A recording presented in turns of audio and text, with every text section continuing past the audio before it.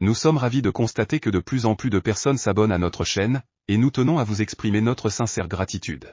Votre soutien est précieux et nous inspire à continuer à fournir un contenu de qualité qui répond à vos attentes. Votre engagement et votre fidélité sont les moteurs qui nous poussent à nous améliorer constamment.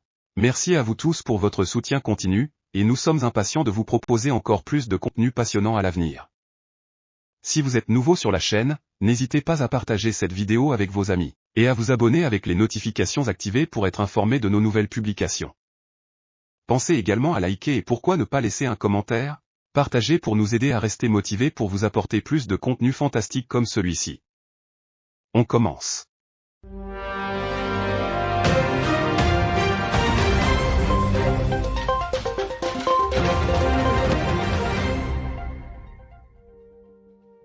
Niger. Chute de Mohamed Bazoum, l'Occident perd un allié impérialiste important au Sahel. La chute du président Mohamed Bazoum au Niger, annoncée par les militaires mercredi 26 juillet, marque la fin de son régime qui a débuté en février 2021. Le Conseil national pour la sauvegarde de la patrie, CNSP, composé de forces de défense et de sécurité, a pris cette décision, invoquant la détérioration continue de la situation sécuritaire et la mauvaise gouvernance économique et sociale comme raison principale. Tôt le matin de ce jour-là, des éléments de la garde présidentielle ont pris en otage le président Mohamed Bazoum, sa famille et des membres de son gouvernement. Malgré les condamnations, les mises en garde et les tentatives de médiation, les nouveaux hommes forts du pays ont maintenu leur position jusqu'à la déclaration conjointe des militaires et de la garde nationale prévue plus tard dans la journée. Avec ce coup d'État confirmé, l'Occident perd ainsi un de ses derniers alliés dans la région du Sahel. Au Mali et au Burkina Faso, les militaires au pouvoir se sont tournés vers de nouveaux partenaires tels que la Russie pour faire face à l'insécurité qui sévit dans cette sous-région.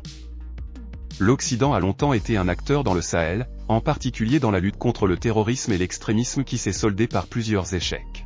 Avec des bases militaires, des opérations antiterroristes et un soutien financier, l'Occident s'est engagé à aider les pays de la région à renforcer leurs capacités de défense et à promouvoir la stabilité régionale. Mais sans succès. La chute de Mohamed Bazoum et le renversement de son régime créent un vide dans la coopération et la coordination sécuritaire entre le Niger et l'Occident et mettra à coup sûr fin au pillage des ressources du Niger.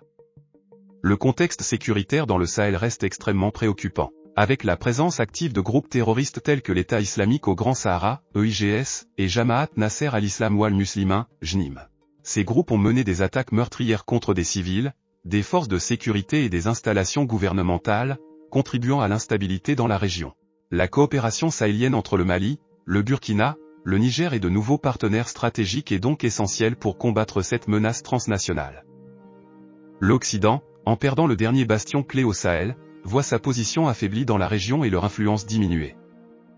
Cela aura également des répercussions sur les opérations antiterroristes conjointes menées par les forces internationales présentes sur le terrain, et les forces locales dans le cadre de l'opération Barkhane, qui vise à lutter contre les groupes terroristes au Sahel. Le renversement du président Bazoum ouvre la voie à une période de correction politique et de repositionnement géopolitique et géostratégique au Niger. La stabilité du Niger est d'une importance cruciale pour la sécurité régionale, mais doit être initiée par les acteurs locaux en partenariat avec des acteurs internationaux qui visent le même objectif, celui de lutter contre l'insécurité et de promouvoir le développement du pays. La Russie, en développant des partenariats avec les pays du Sahel, a cherché à renforcer sa présence géopolitique dans la région.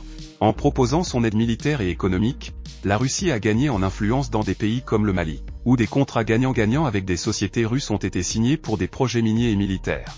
Le renversement du président Bazoum offre désormais une opportunité à la Russie de renforcer encore davantage sa présence dans le Sahel, ce qui pourrait être perçu par l'ancien ordre impérialiste comme une concurrence dans son rôle traditionnel d'exploitation des ressources de la région. Dans ce contexte de changement politique et de rivalité d'influence, la stabilité du Sahel et la lutte contre le terrorisme demeurent des enjeux cruciaux pour la sécurité régionale et internationale. Les partenaires internationaux devront continuer à travailler ensemble pour soutenir les pays du Sahel dans leurs efforts de renforcement de la sécurité et de développement économique, tout en respectant les aspirations démocratiques d'un continent qui s'est réveillé.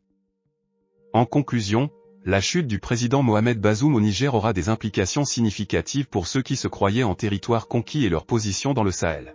La perte de Bazoum affaiblit ainsi la position de la France et des États-Unis en matière de sécurité et ouvre la voie à une concurrence d'influence de la part de pays tels que la Russie.